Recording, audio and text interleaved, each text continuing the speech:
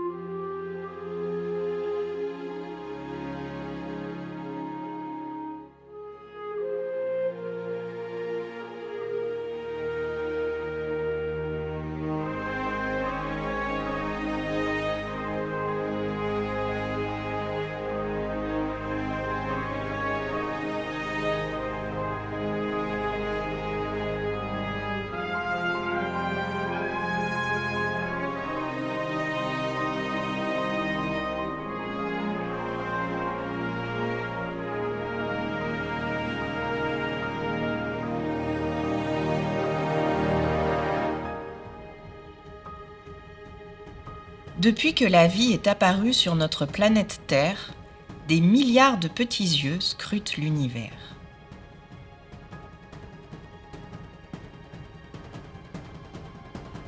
Nous avons tous, par une belle nuit étoilée, levé la tête et imaginé nos plus beaux voyages.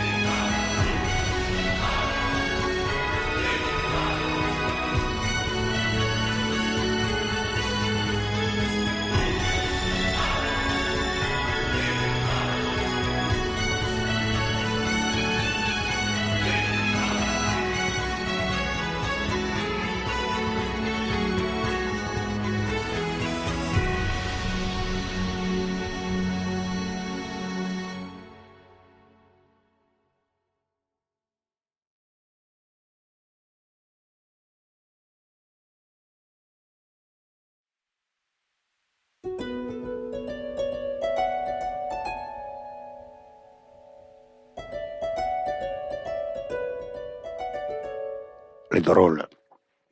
Maintenant, je propose de vous raconter un conte. Le fabuleux trésor de Pardoux, le petit berger Périgourdin. Il était une fois, eh oui, un conte ça commence toujours par il était une fois. Il était une fois un petit berger nommé Pardoux qui gardait ses brebis sous l'ombre des noyers. Toute la journée, il parcourait les collines, accompagné de ses 12 brebis qui ne le quittaient pas d'une semelle. La nuit, il se reposait sous un chêne millénaire, enroulé dans son grand manteau. Une nuit, alors qu'il méditait sous les étoiles, il aperçut une lumière comme il n'en avait encore jamais vu se lever dans le ciel. Elle brillait d'un éclat si intense que le petit garçon se sentit tout illuminé de l'intérieur. L'étoile semblait posée sur la colline. Pardoux resta éveillé longtemps, observant sans se lasser la lumière si vive et si douce. Il avait l'impression que l'étoile lui parlait, mais il ne parvenait pas à saisir ses mots. Au petit matin, il se réveilla avec l'impression d'avoir fait une découverte des plus importantes. Seulement, il ne se souvenait plus laquelle. Alors, il continua son chemin, jouant avec ses brebis. Le soir même, la même étoile brillait toujours, presque posée sur la forêt, et toujours ce murmure insaisissable. Le berger voulait en avoir le cœur net. Il se leva et entraîna son troupeau vers le sud. Son chemin le mena dans le pays des blanches terres. Et bientôt, il arriva en Verteillacois, vaste plaine vallonnée où l'herbe est si douce. Mais l'étoile le conduisait toujours plus au sud.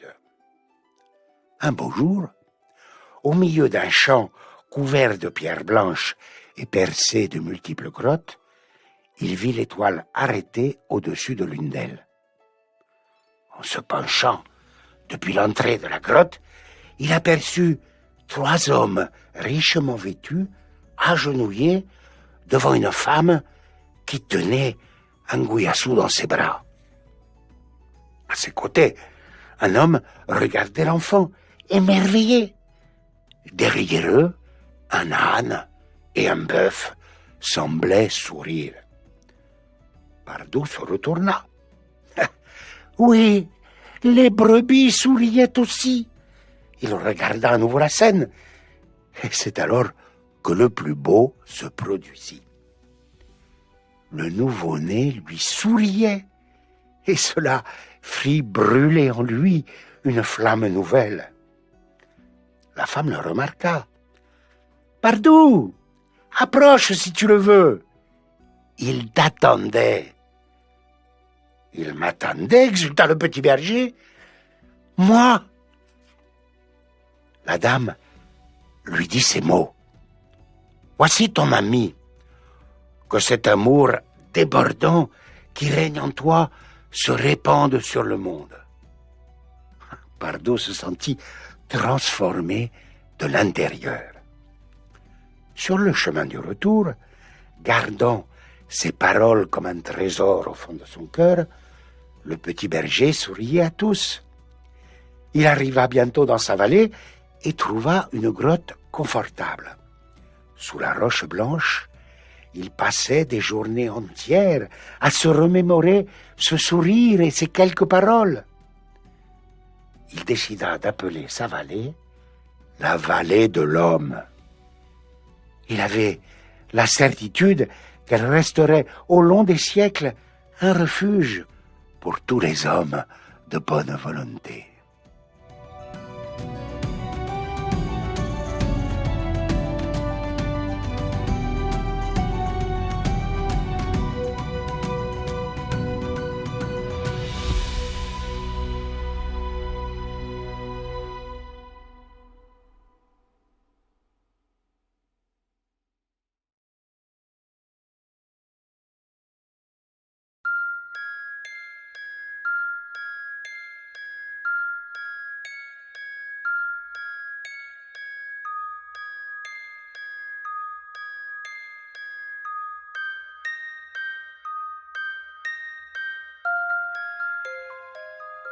Parmi les phénomènes stupéfiants qui nous font rêver, ce sont bien les aurores boréales qui font le plus pétiller nos yeux et palpiter notre cœur.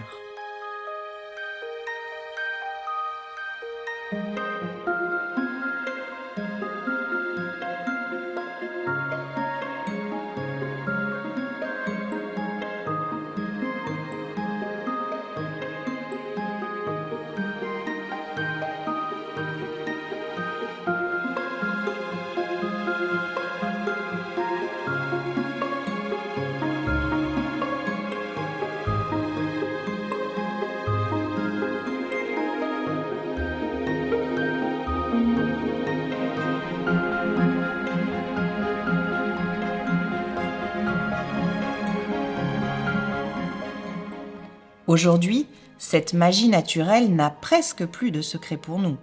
Mais autrefois, il y a bien longtemps, les peuples inventaient de nombreuses légendes pour expliquer ce spectacle féerique.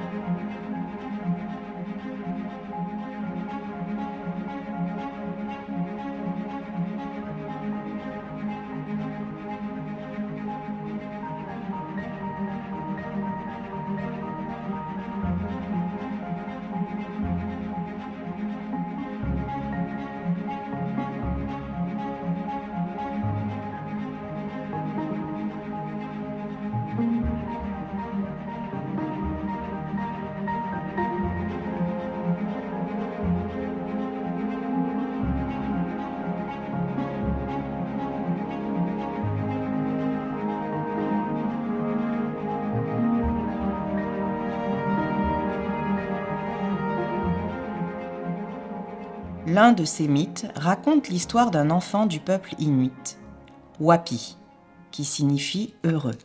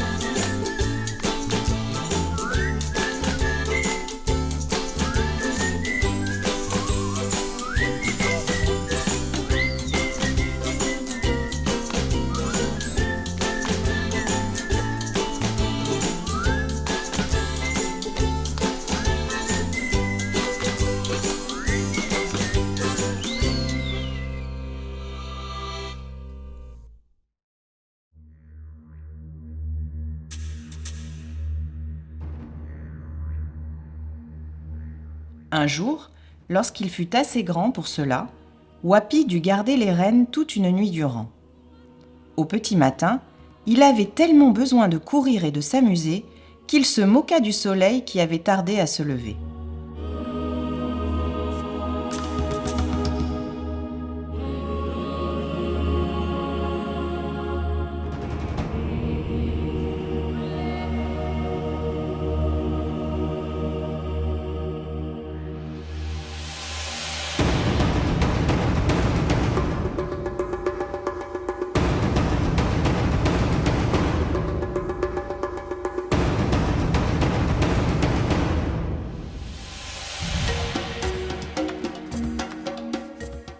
L'astre solaire, fort mécontent, se cacha et provoqua une violente tempête de vent qui dura 3 jours.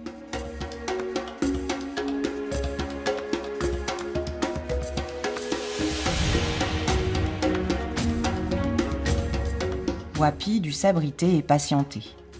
Il était si triste de ne pas pouvoir sortir et se divertir.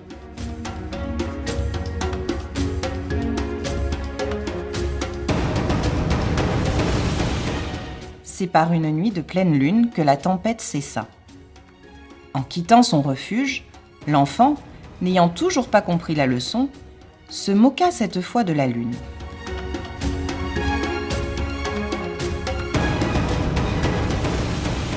Cette dernière s'éloigna alors jusqu'à disparaître totalement. Perdu dans l'obscurité profonde, Wapi était bien incapable de rentrer chez lui.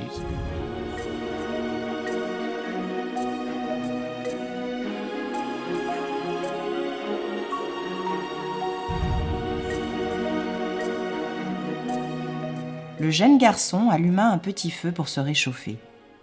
Tout seul, loin de son village, il commença à comprendre ses erreurs et chanta pour demander pardon à la lune et au soleil.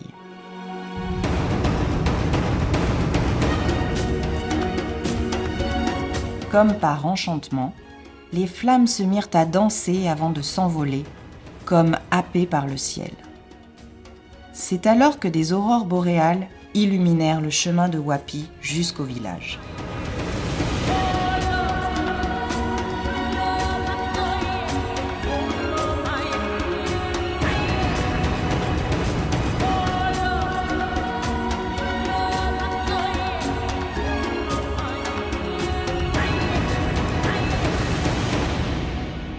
Depuis ce jour, Wapi aime chanter pour le soleil et la lune, qui lui composent en retour de magnifiques ballets célestes luminescents, les aurores boréales.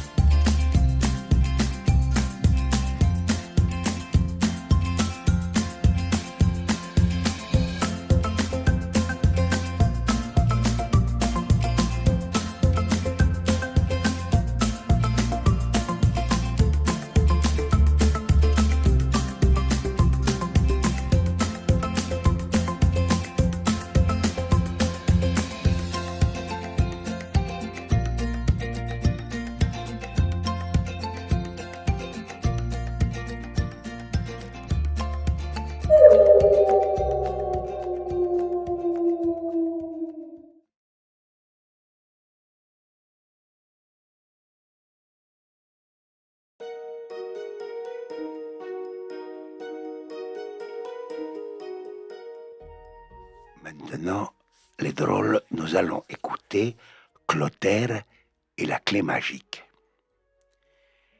Il y a près de 1000 ans, au château de Quinsac, toujours en Périgord, le roi Richard et la reine Aliénor dînaient aux chandelles.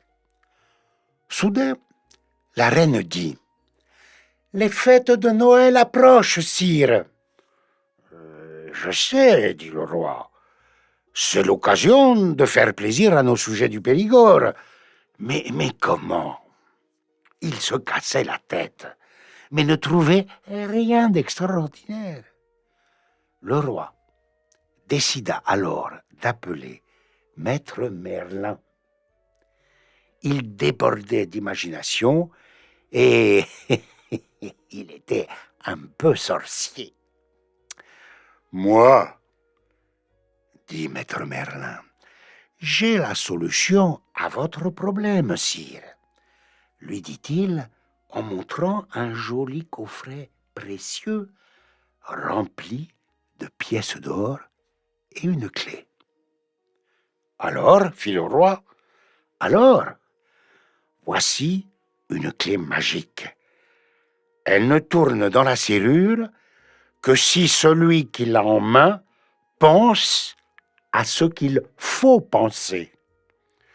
Lui seul peut alors emporter le coffret et vivre riche. Mais à quoi faut-il donc penser? Interrogea le roi. Ça, sire, c'est le secret. À vos sujets de le découvrir, répondit Maître Merlin.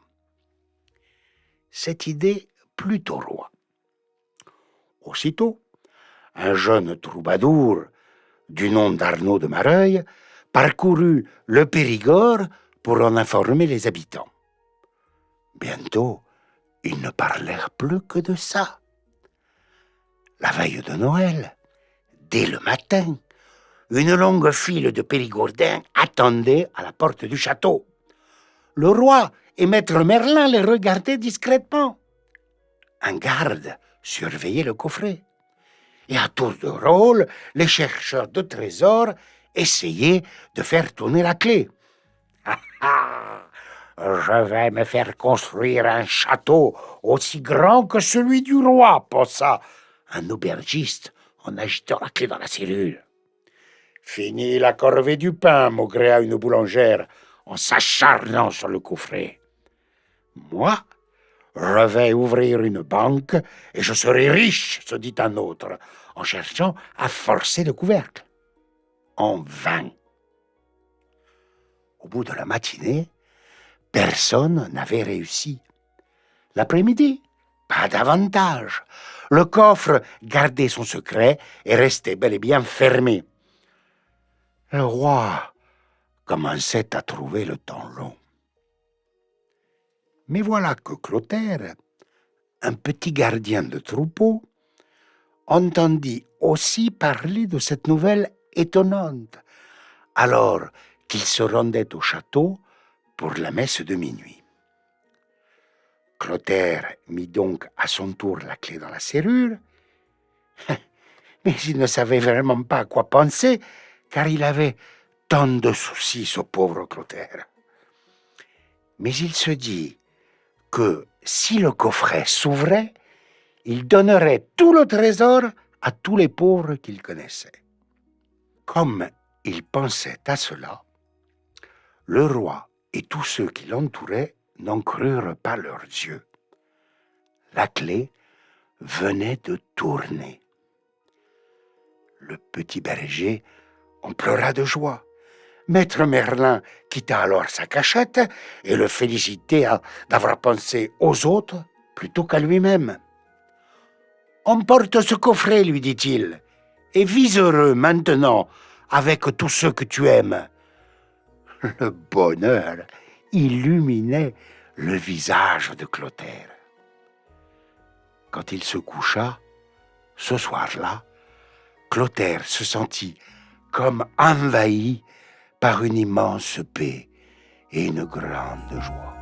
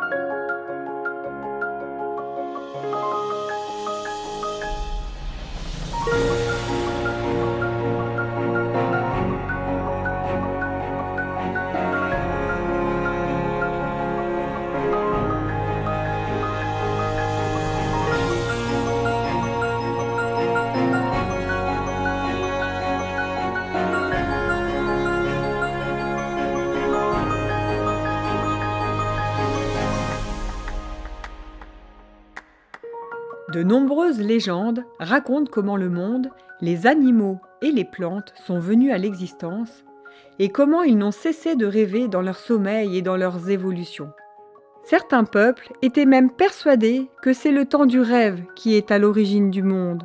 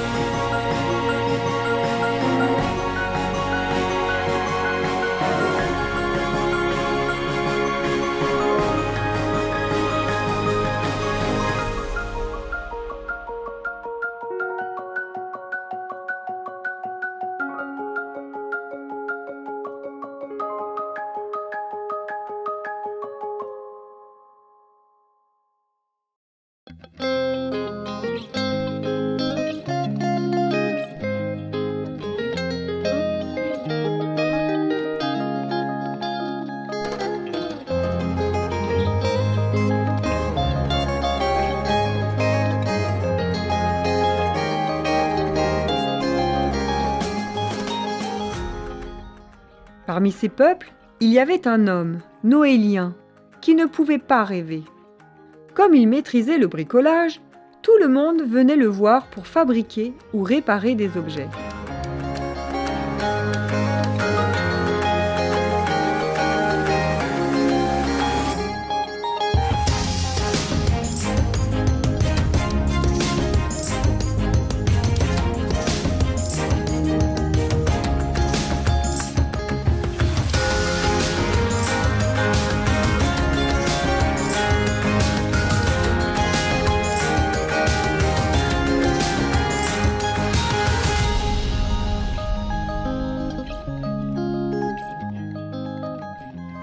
Un jour, il trouva une pierre étrange, et dès lors, toutes les nuits, il s'endormait sur son atelier. Le lendemain matin, ses mains se mirent à bricoler des objets merveilleux, tout droit sortis de ses rêves.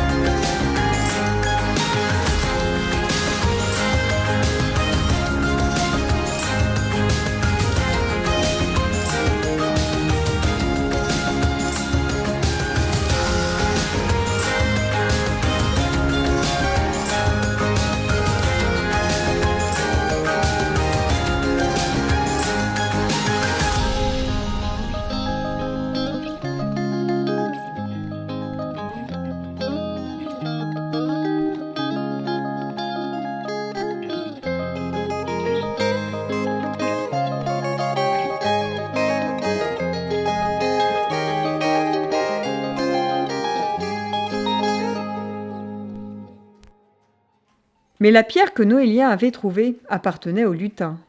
C'est une pierre magique qui a le pouvoir de lire les rêves des enfants. Alors Noélien redonna l'objet magique et alla déposer au village tous les objets qu'il avait fabriqués. Le lendemain matin, tous les enfants criaient de joie en découvrant leur rêve devenu réalité.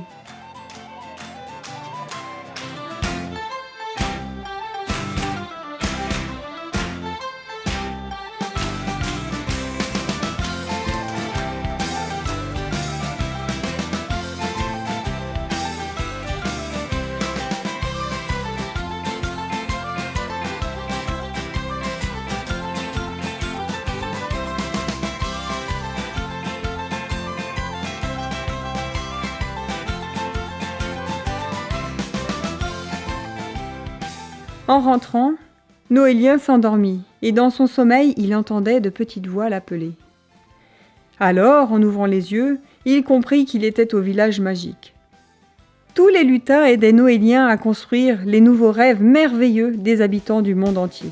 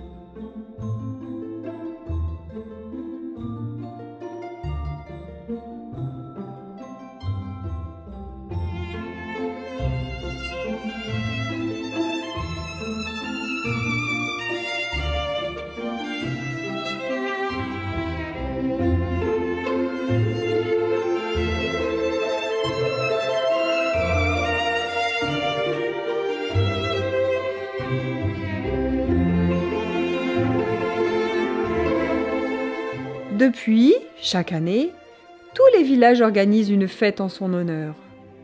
Et lorsque les enfants entendent Noélien bricoler très très loin du village, ils savent qu'il va bientôt venir offrir leurs plus beaux rêves. Parfois, certains ont même eu la chance de l'apercevoir, car avec ses amis lutins, Noélien a un travail qui fait rêver beaucoup d'enfants.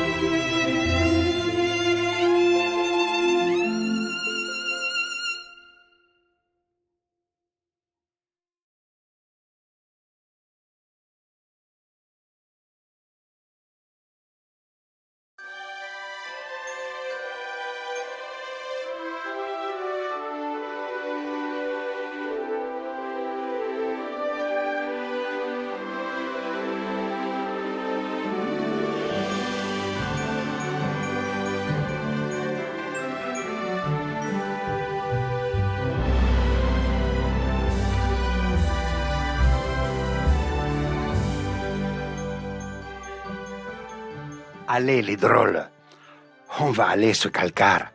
Bonne Noël. J'espère que mon cadeau vous a plu. Noël, c'est la fête de la lumière, mais c'est surtout celle de la paix, de la générosité, du partage et de l'espérance. N'ayez pas peur. Soyez confiants pour l'avenir, comme Pardoux, comme Clotaire, comme Noélien. Nous avons tous de grandes choses à réaliser. Adiciats, adieu les drôles, adieu.